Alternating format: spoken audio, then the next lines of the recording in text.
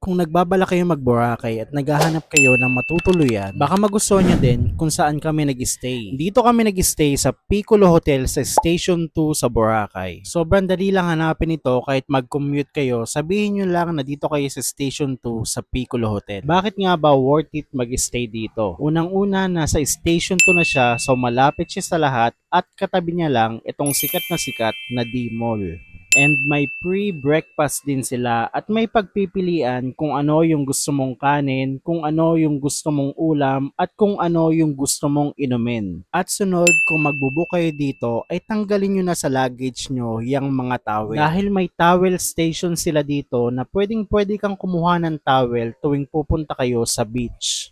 And next, may dalawa silang swimming pool na pwede kayo mag-swimming in case na bawal maligo sa beach dahil malakas ang alon. May minibar din sila kaya pwede kayo mag-chillax habang nagsiswimming. Dumako naman tayo sa room tour. Malakas nga pala yung wifi nila dito at malakas din yung data. May malambot na kama, may aircon, may TV, may lamesa at may mga sachet ng kape at pwede mong timplahin. May vault din dito na pwede nyong ilagay yung mga mahalagang gamit nyo. May balcony din na merong sampayan ng damit. May mga lamesa at upuan kaya pwede kayong mag-relax at magpahangin. Pumunta naman tayo dito sa may CR na may malakas na tubig, na may shower at may heater at may bidet. At nakakatuwa din dahil meron sila nitong blower.